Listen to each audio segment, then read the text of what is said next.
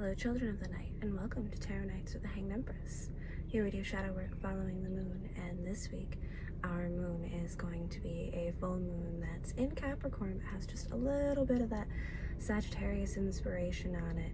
So it's going about a steady and sturdy structure and a path while incorporating some new and fresh ideas about how to go about the things that we're doing, whether we are going through a cleansing and a purging process, or if we are going to build up towards a goal, which simultaneously those two things kind of go hand in hand anyways.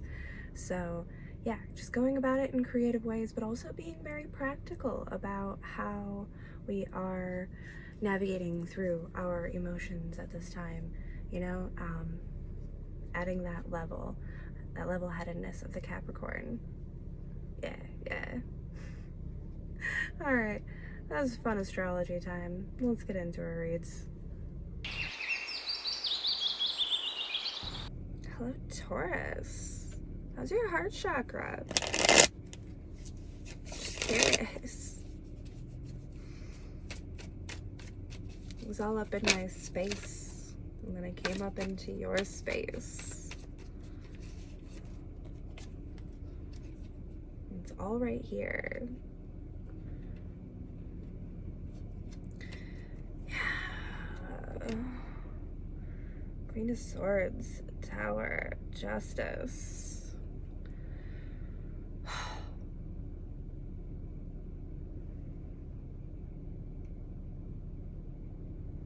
Yeah. I think we just got iced out. And I think we know why. And I think like we feel like fair is like that's fair, you know? At the same time, like it hurts, but it's also kind of like it's fair. Although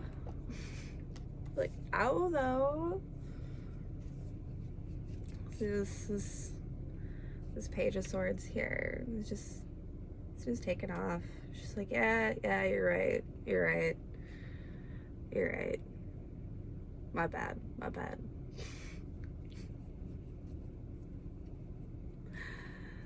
Ooh, but there's heat underneath.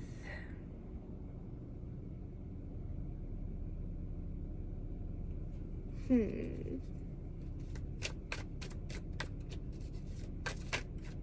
something burning under there. Perhaps a more mature way of going about our passions.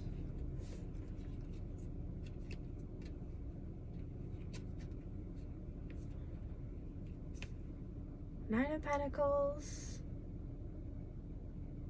Knight of Swords came out reversed.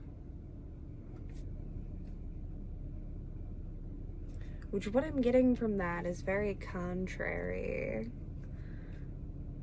to the strength and positivity that I feel from what's going on the top and bottom of the deck.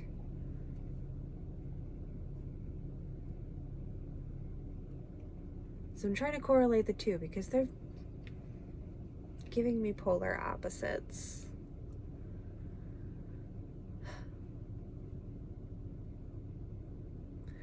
I think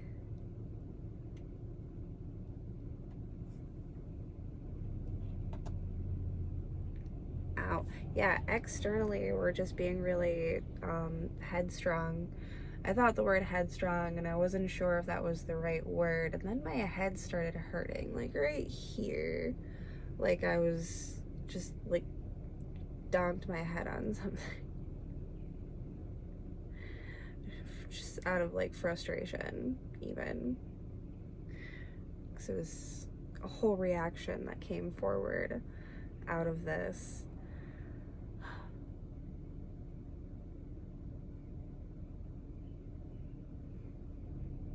But I don't feel like this is what I think this is. I feel like this is more of that sensation that I was feeling. I don't think it's what I think it's what I feel. Which is just the reaction, the response, what the external looks like. That doesn't mean that internally we aren't going through a process and taking a light into ourselves and showing the courage, the strength, and the compassion to actually go down in there and maybe heal or figure out what foundational aspect you caused, like that you brought to this tower in order for it to crumble. I mean, it takes two. See the gods, the light and the dark. It takes two to break down this tower. It's true. However, this is less about them and more about you.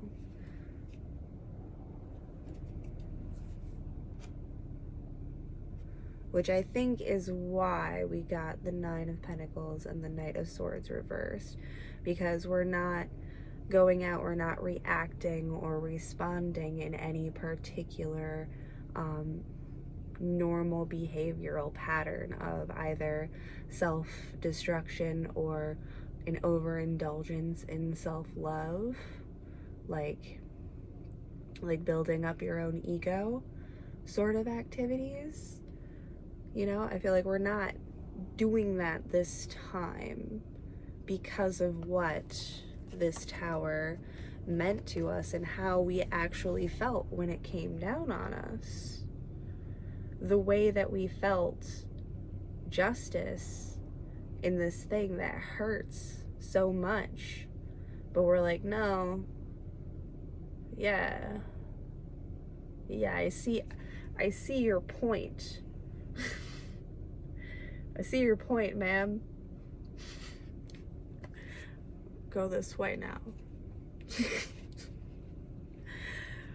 But like, yeah, so because of the way that we felt about this tower situation, that caused us to not actually want to participate in extremes on either side, but instead to go inside.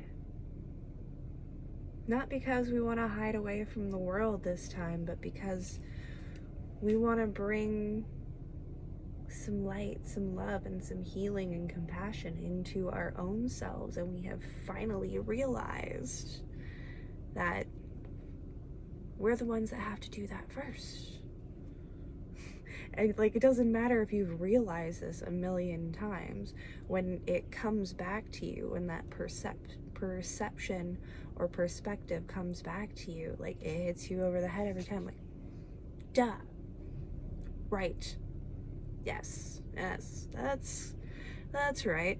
If you can't love yourself, then how are you gonna love someone else? Right. That stupid, silly cliche saying. Why do things become cliche? Why do people say stuff like that all the time? Because it's true. You have to think about it. It's thinker. It's a short statement that carries volumes, that really speaks if you sit with it long enough, which is what I feel like we're ready to do.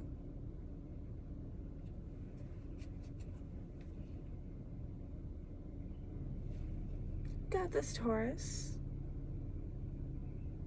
I'm here cheering you on. You have a fantastic full moon. Embrace all of the beauty of release over this full moon. Not excessive purging, not excessive indulging, just enjoy it. Even when it's dark and scary, even if it gets weird or painful, take comfort in the fact that this time you knew better. This time you felt different. And that's enough.